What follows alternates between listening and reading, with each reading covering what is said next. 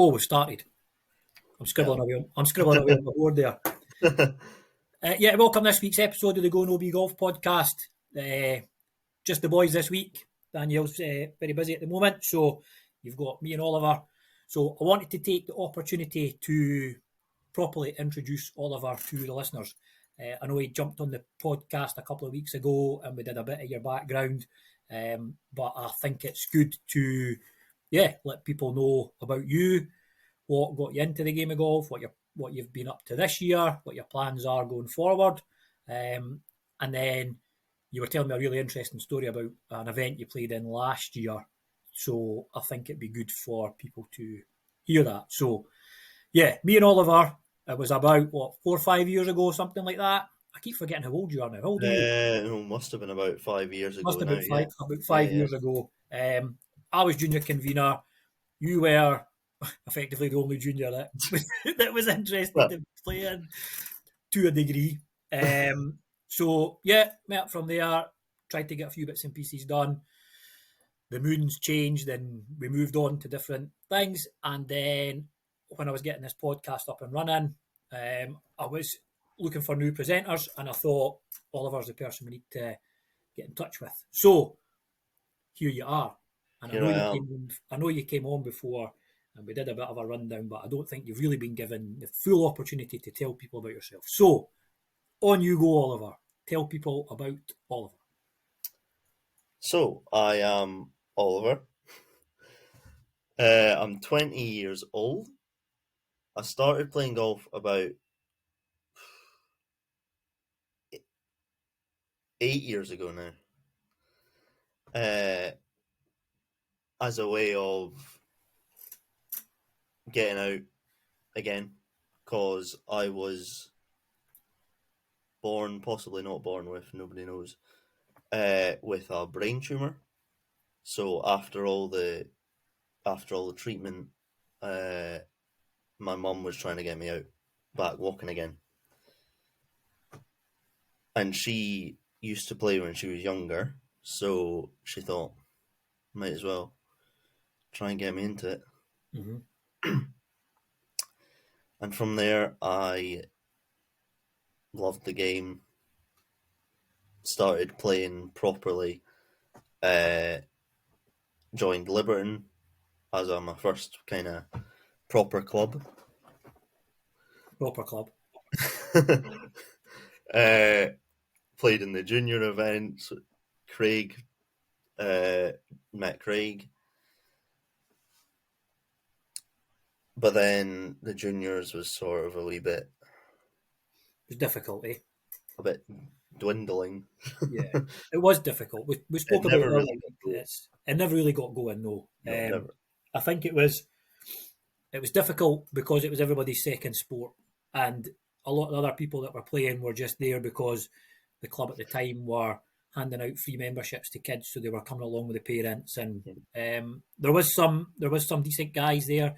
You know, Sasha turned up to most events, and I think she still does. Yeah, Kyle was there for some events, so you know they had the makings of a good group. It was just trying to get everybody together at the same time. Yeah, to go out and play, which made things really difficult. So we did try, and it all kind of just fell by the wayside from there. But I suppose it was good timing for you because you were then just about to go into the kind of adults golf, weren't you? You were kind of on the cusp of still a junior and intermediate. It got me. It gripped me. Yeah, got me gripped enough to carry on. And then so you moved on from that on to kind of playing with the adults then, the gents sections from there. Yeah, playing a few medals and stuff. Yeah, which there's a considerable amount more men. Yes. than the juniors. Yeah. Meaning it's not quite as easy to grab a win. No. Because at one point, did you have a whole table full of trophies? I did. I think that's a picture. That's the picture you've put on Instagram, yeah. Yeah. But you can only beat who's in front of you. So if 2-3 people turn up and you're the best one out of 2 and 3, you're still the winner. Not my problem. No, it's not your problem. Not your problem. So yeah, you played a couple of the kind of adult events, and just going back to the tumour that you said you had, you don't know whether that was born with that or developed or. Uh, well, looking back now, my mum thinks I probably was, but no one really caught it Uh-huh. because I used to be sick like every day, Right. or maybe a couple times a day. But then, because it was sickness, they only looked at my stomach, Right. so no one really clicked. Was this as a baby or was this as like an infant? Yeah, baby, As a baby, right? And babies are or sick a lot anyway, so aye. you know. But going into, I think I stopped when I was about 3. Right. So aye, Yeah. So then, aye. what was the what was the what was the complications of having the tumor then? How do you mean? So I know we spoke about off camera before, where you said it was to do with your head and Aye, range of movement and stuff. Yeah. yeah. So it's mainly balance, uh, which is why we'll come into this. I'm assuming we'll come into this later, but why I've joined the EDGA Golf Association, Mm-hmm. um, because balance is obviously one of the main parts of the swing, the Yep. golf swing. Yeah. Uh, so that's the main effect now uh, of it. Yeah. Yeah. And then, yeah, as you said, you started playing on the kind of the events for that. Yeah, So did you have to kind of keep relearning the golf swing then? I know you spoke about again it was a kind of off table chat that we had. You had the tumour and it was affecting like your neck, is that right? yeah. Yeah. So when I started golf, I was sort of relatively okay. Mm-hmm. um, so it wasn't too bad, and I think I've just sort of, whether I've knowingly adapted to it or whether it's just happened. Yeah. Uh, it's just sort of changed over the years, and Yeah. I've grown into the swing, I You've guess. grown into the swing. Yeah. And have you found it difficult to fight to get like lessons then for that, or have you had to just kind of work this things out yourself, or because I've had as a couple lessons, not many, but a few, enough to get me around to a around level, the yeah, course.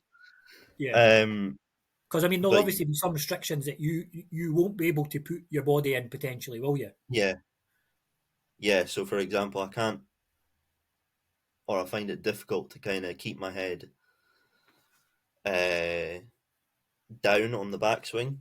Mm-hmm. So it might go with my arms. So when a coach says, "Keep your head down," Yeah, that's not that's not possible. that's not happening. Yeah, yeah, yeah. So you just have to kind of persevere with that one and come Aye, up with so something just that carry yeah, on. yeah, come up with something that you've made your own. But Yeah, as you said, it gets you around the course. So yeah. what's your playing handicap at the moment? At the moment, it is 23.1, Right. but I'll just say 23. And is that going up the way or is that coming down the way? Down the way. Good. So So that's what positive. that's positive, yeah. What were you before then? What did you start at? Well, when I first started, I was 46. Brilliant. Uh-huh. Uh, but everyone's going to be high as soon as they start. Yeah. I And then think you just last year it was 25, maybe? hmm and then you've had a couple off this year. Aye, Yeah. I think it's really hard to get cut these days. it People is. people say with this Your new eight, your 8 best scores. yeah, out of your 20. And people say oh yeah, you just go out and shoot some good numbers. It's not as easy to just go out and shoot some numbers and you Oh, actually need to we're not be all pros. exactly and you actually need to be consistent. So that's what's Yeah, going to have the you biggest need to have impact. 8 of the same scores, Yeah, basically. to get a decent handicap. So And yeah, it is even if you do get cut, it's like 0.1. minimal. I know. I've put in a couple of good scores sometimes and thought, oh, that's a really good one. That'll get a chunk taken off, and it's like, Aye. yeah, 1.1 comes off or something. Or you think you've done a great round, but then it goes up, and you're like, what? Yeah, yeah, It's yeah. knocked off an even better one. Aye, I know it's frustrating game. So talk about the EDGA then and how you got involved with that. Yeah. So the EDGA is if you've listened to the podcast, one of the podcasts before, we interviewed Johnny Ray, who is one of the members of EDGA and has his own golf event. But the EDGA is a golf association for people with disabilities.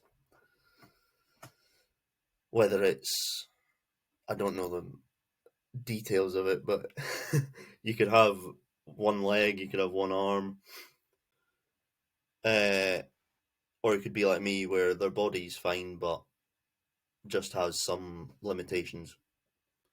Yeah, it's very inclusive. That's what Yeah, Johnny was kind of highlighting, was that it is open to everybody, and not every disability is visible. So, yeah, you just don't know. So there is a big makeup of different people, and it's structured differently, isn't it? So yeah, there's like a stroke play one and a whatever yeah. one. Just explain a bit about that. So again, very inclusive where it's any handicaps. Uh, but in those handicaps, so you might not feel as pressured. The higher handicaps, like me, play in a Stableford. So anyone over 18, I think anyone over 18, uh, handicap will play in a Stableford. Anyone from 18 to 10, maybe less, plays in a net category, and then it's scratch. Then it's a gross category. From the rest and from there, yeah. And the rest, yeah. Yeah. And then we spoke about it with Johnny. If anybody wants to go back and listen to the episode, it was just a couple of episodes ago. So Johnny explains it a bit more, having played in it for quite a bit, and as you said, having his own event, which you're intending on playing in 2025, yeah. Yes. And I'm on a 10% caddy fee, haven't I? Uh, aye, sure. Yeah, good. That's official now. That's official now. I see they put some dates out for Did they? Scottish. Yeah, because it came up on my. You get that. You get emails from Golf Scotland. Yeah, So yeah. there was one Scottish Golf. Sorry, so it came up yesterday. And if you bear with me just now, I'll tell you because I've got the Well, I'm email just having a look as well. as to what date that was, because it's actually Scottish Disability Sports Week, 25th of November to the 1st of Yes, I saw December. that. Yeah. This week. So, yeah, we'll highlight the event that's coming up. During the competitions, you'll get points for the world rankings, Right. and the world rankings is categorized in the same way. So you've got your net, your gross, and your Stableford. And you have a ranking, don't you? Or you did have. I do, yes. You do. What is it? I think it's like 260th out of 480 or something. Still active. That's just still Active, yeah. an Active. active world ranking. Brilliant. So we've got a pro on the podcast. We've We've got got someone the world somewhere in there. 248 on the podcast, and we've got me, who can barely string two sentences together. We'll get the date, and Yeah, I'll we'll add get. the date. I'll add the date in, but the date up. It's somewhere up north as well. Oh, hold on, right. We're delighted to be heading to Rowallan Castle for our second Ping Scottish Open for golfers with a disability championship event.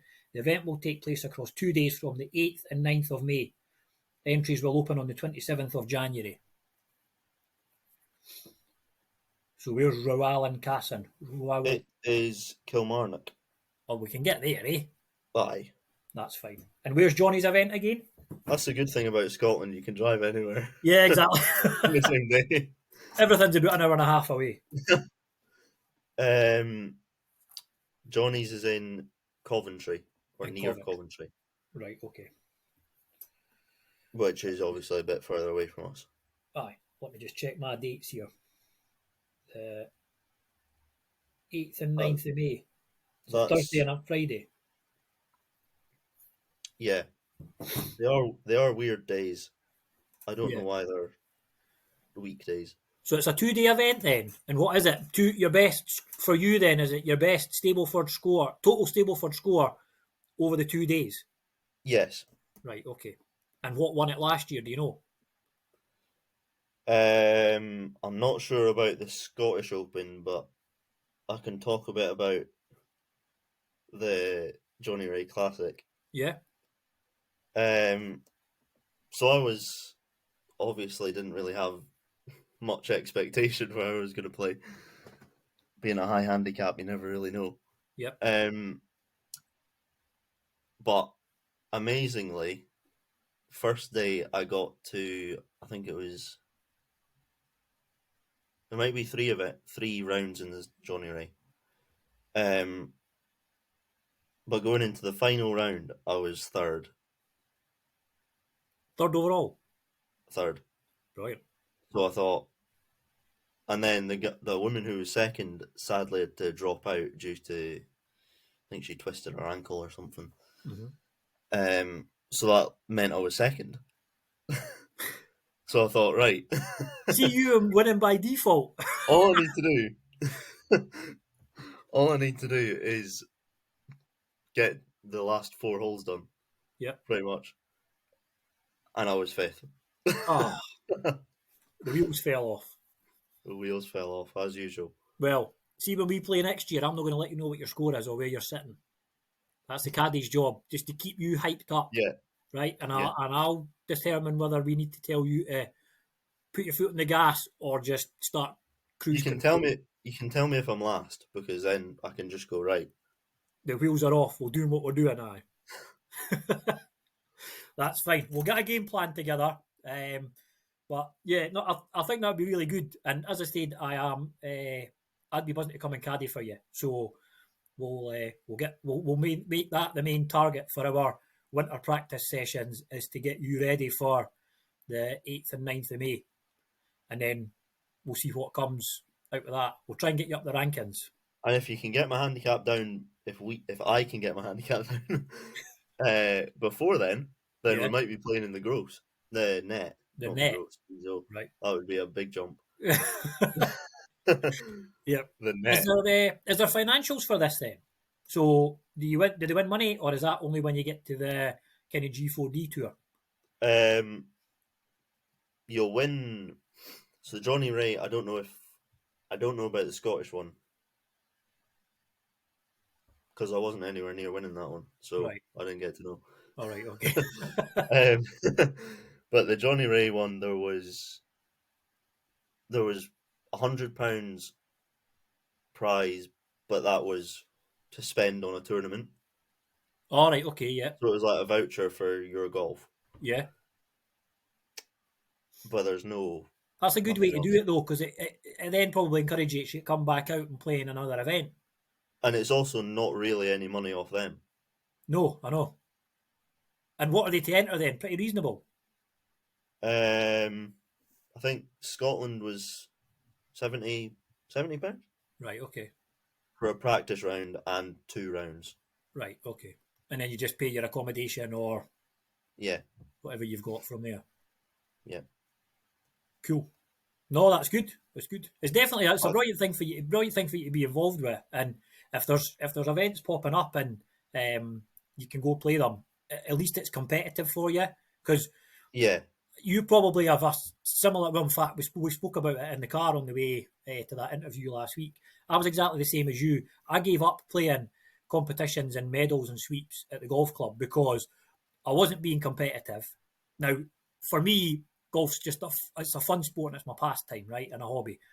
Same as you, got the bug, and I love to go and play, right? And I like to talk about it, and I like to talk to other people about it and get involved with stuff. But if I've gone out with my pals, had a good round, we've had a bit of a laugh, I'm quite happy with that, right? But it did get to the stage where all I was doing was donating £3 every week to somebody's Yeah. bank Yeah. account. I'd have been as well just chucking money in a pot at the beginning of the while we were standing in the car park because it was actually absolutely pointless for me. So I think it seems like it's quite a good thing for you to be involved because it's going to give you that competition that will help you improve, but it's a more level playing field. Yeah. Yeah, because it's everyone, and because it's Stableford as well. It means if you've got a bad hole, it doesn't really count. Yeah, exactly. You just wipe your hands and get on with it and move on to the next one. Yeah. You mark down a zero and you move on. Yeah. You pick up Well, 3 points on the next one. put down a zero, you might get Aye. 6 points, but Yeah. Yeah. So I will. We will have a chat and we'll see where you want to go with that, and we'll then make an yeah, yeah, assault on getting you up the rankings next year. yes. As the plans. So, Cool. So just tell us a bit now about the Rays of Sunshine and how you got involved with AIM mhm. and the event that you had last year. Yep. So Raise the Sunshine is a charity for uh to make wishes come true. Um, for ill children. Um, so I was put in contact but to them by my one of the nurses at the hospital, and they said, "I've already had a wish. I already had a wish when I was about 7. Um, but because it had been so long, they gave me another one. So I chose golf for this one. The last one was being a policeman for a day. Why you would ever want to do that, I do not know. But continue, continue. Uh, um, yeah, so I chose golf for this one, obviously because I like golf. And I chose it to be at the Renaissance Club with Peter Finch and Rick Shields, playing with both of them. So they both came down. I managed to play all right, reasonably. I was quite happy. Nothing compared to them though; they were shooting it down the fairway. Was it good to watch? Was it? Yeah, Yeah. and that was actually the game where Peter Finch's driver snapped. You know the not snapped. The face popped out. The stealth. All right. Okay. I've never seen that. Uh, so yeah, that was. So then he had to use his 3-wood, which was still going miles, going further than I could ever dream. Um, but yeah, so it was great to play with them. Renaissance organised it. Renaissance and Rays of Sunshine organised it all. Um, I managed to, they managed to put together a night stay there. Um, drove me there, drove me back, which I was quite annoyed about because I'd just passed my test, so it would have been my first drive. Um, but anyway, it was nice to be driven there.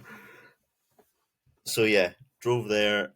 Rick came for so I played 18 holes with Peter Finch and Katrina Matthews in the day, and then Was this not with your mum as well? Was it yeah, it was a boys v girls match, or yeah, yeah, and, me and and what Peter and and what was the result? my mum won. Yeah. Or should I say Katrina Matthews won? Katrina Matthews won. Assisted by your mum. Yeah, we took it to the 17th, which was good. Good. Yeah, so then I had to play another another 9 holes with Rick in the evening. Mm-hmm. Luckily, I had a buggy because that was quite a lot of playing, Heavy going. heavy going. But it was great. The weather was nice, surprisingly. Not much wind, just a great day. Good. And they do wishes for all sorts of wishes. So if you're 5 and you want to be a mermaid for a day, you'll be a mermaid for a day. This is Rays of Sunshine, not Peter Finch and Rick Shields. No, rays of sunshine. Yeah, yeah. I thought I Rick don't think Shields Rick's is good. going to be a mermaid. Rick Shields is good, but making you a mermaid, I suppose, is a bit out with his reach. So did he? Yeah, I think I seen a video where you on the range. Was he giving you a couple of wee pointers and? he gave me a couple pointers. Yeah, a couple pointers. Hit it a bit further. Good. Yeah, so it was great.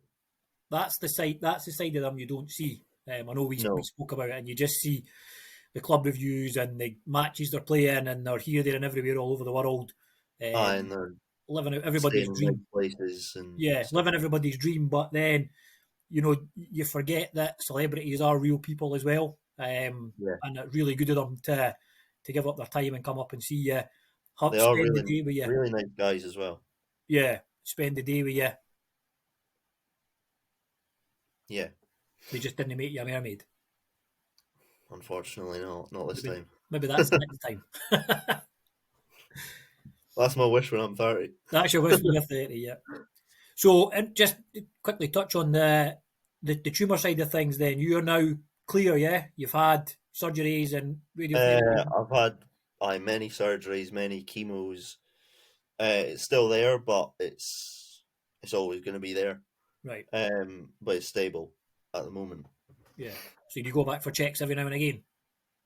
Yeah, I think in 6 months is my last 6 month checkup, Right. uh, and then it'll go to yearly, and Oh, then yeah. hopefully fizzle out. Good. And how's life as a new dad?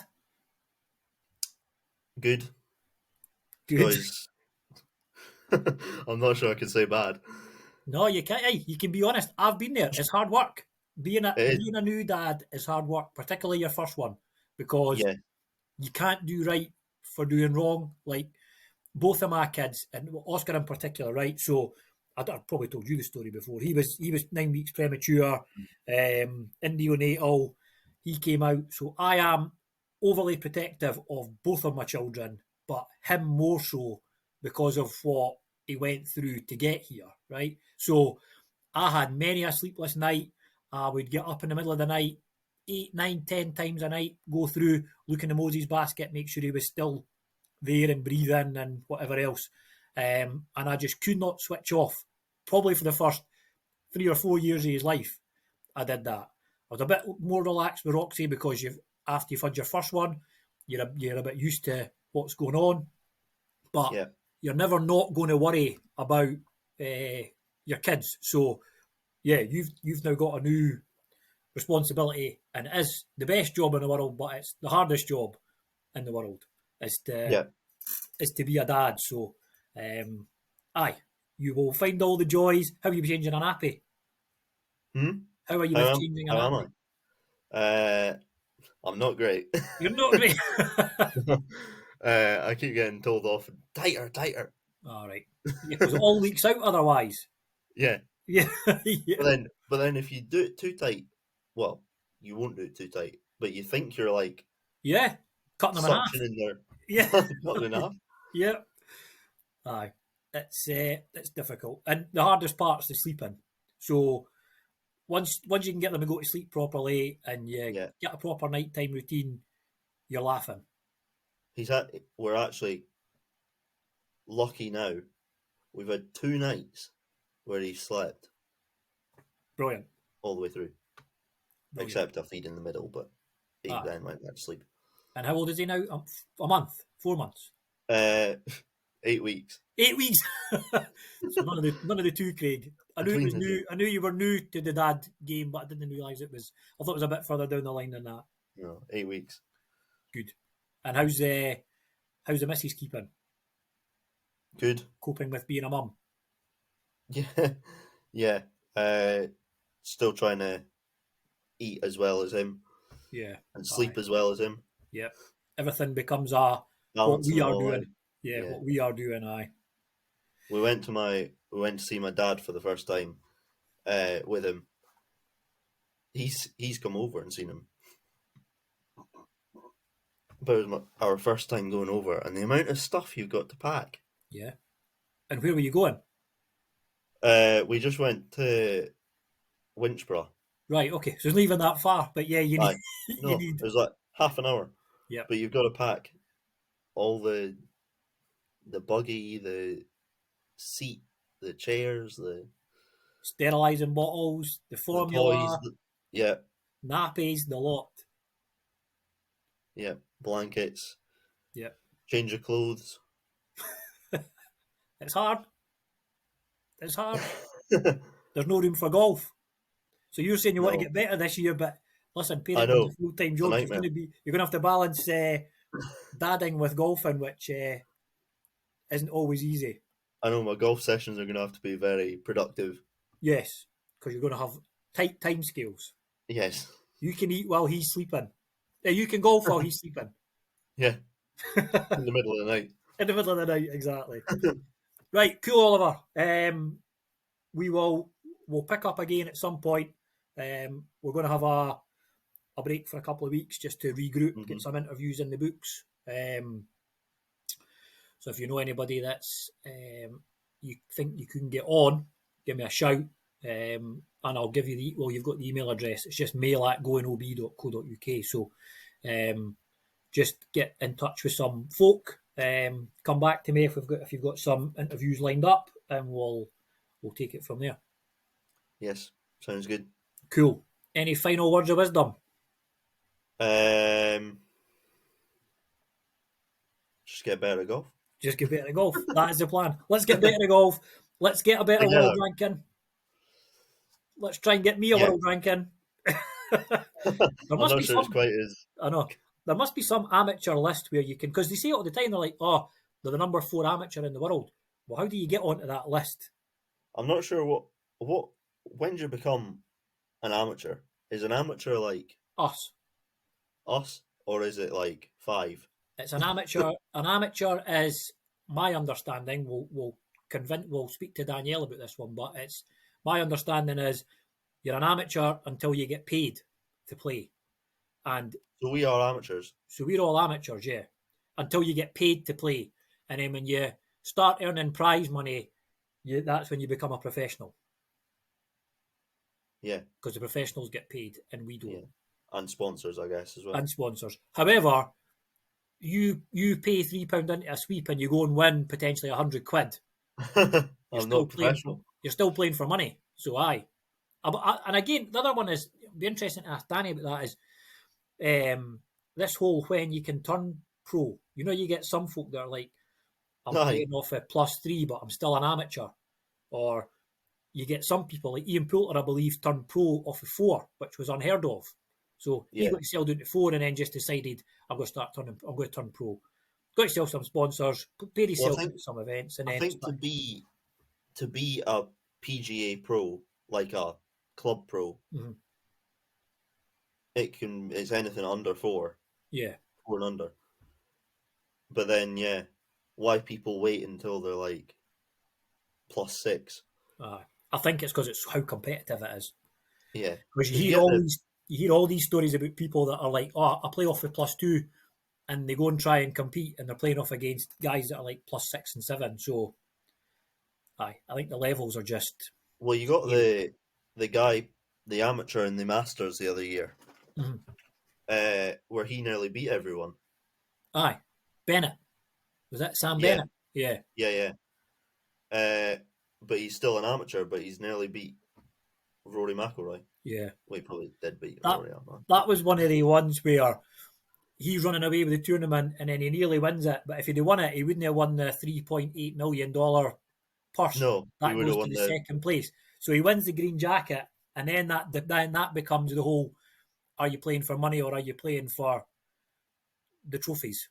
Now, you're not telling me that if he missed out on $3.8 million, he wouldn't be getting that back for somewhere. There'd be somebody looking to snap him up, Aye. or he would be getting it from there. So, I suppose there's ways and means. They have all these things in the States as well, where like college athletes can be sponsored kind of right out of college and whatever else. So it's a bit of a minefield. It'd be an interesting one to ask Danny how you go about the kind of sponsorship route and the kind of being paid to. What do you think about the Americans being paid to play in the Ryder Cup? That came out last week, and I never had a chance to ask you. I'm not a fan. Neither am I. I don't like it. Shocking. I don't like it either. Whether it's and the figures are talking about something like 400,000, right? Which is a lot of money, but Yes. it is chump change to what these guys have got in their bank accounts, right? So if I believe it's all coming from some pool, so there's like a PGA Tour pool that I've got X amount of money that's where these bonuses are going to be paid out of, right? They should be given those bonuses to, I don't know, some form of charity, the first tee programs, something like that. Playing for money in the Ryder Cup, which has historically never been paid. A team match. In a team match is off, in my opinion. And I mean, Rory won the race to Dubai the other week, and he spoke about Seve and what that means to the Ryder Cup and how the European players are never going to get paid. And I hope they stick to that. I hope the Europeans don't. There's not some money found on the DP World Tour and it comes out that the Europeans are being paid to play and they stick by it. And if that is the case, that Americans being paid is the only team talk that Luke Donald needs to do. He just needs to walk in that thing and say, they're here for the money, you're here for the pride, get your arses out there and get them sorted. Yeah. And that should be the only... That's him. And that should be the only team talk. And if Luke wants to get in touch with me and for me to go over and tell them that, I'm quite happy to go to America and discuss that. Beth Page. My pal Adam, he actually was successful in the ballot. So he was able to apply to pay for the tickets. And I think the Friday, I mean, it's been well documented, it was like 1,200 quid or something for the tickets for the one day. Well, some people are saying that that's where they're getting the money to. That's why they're so high. To pay the Americans, Pay the Americans. Yeah. There might be something in that. You know, Patrick Cantley with that no hat pat and all that last Ryder Cup where they were saying, they need to be paid. So maybe they have, because the ticket prices are so high, where is that money going? And then they've decided that they're going to pay them to play them. So they're also already getting their money from their sponsors. Yeah, exactly. So, and they've already got millions. Yeah, it's not hundreds like of millions. Now I know they've not. They obviously don't wear, like Rory's not going to be wearing Nike stuff, and no, whoever else isn't going to be wearing whoever. They're going to be wearing the team stuff, but I'm sure they've got something in their contract that if they are on television, wearing the shoes, they'll be getting paid as part of their sponsorship deal with their manufacturers. So there's ways and means to hide money, and that's potentially what does happen. And the Americans have then just came out and been like, actually, we are just going to pay our players. So it'll be an interesting one, and we'll discuss that as it rumbles on.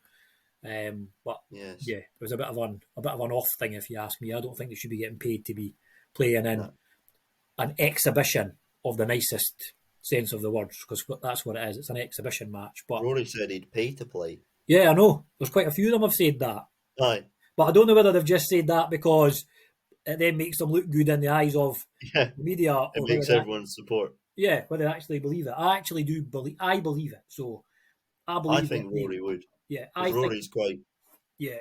Now remember years ago though, he said when he kind of was young and stupid, it's just an exhibition thing. And then over the years he harps back to that and he's like, I made the comments when I was young and stupid, and I don't believe that now. This is a passion thing. This is a pride thing. This is a Yeah. playing for your team, supporting your pals, playing for your country. So yeah, I don't think he will be one of the ones that was in it for the money. But it'll be interesting to see where that goes.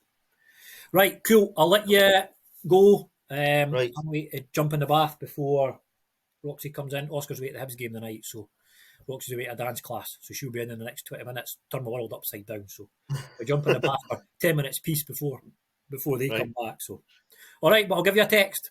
Right. Yes. I'll be in touch. Will do. Cheers, Oliver. Cheers. Thank you. See ya. Bye.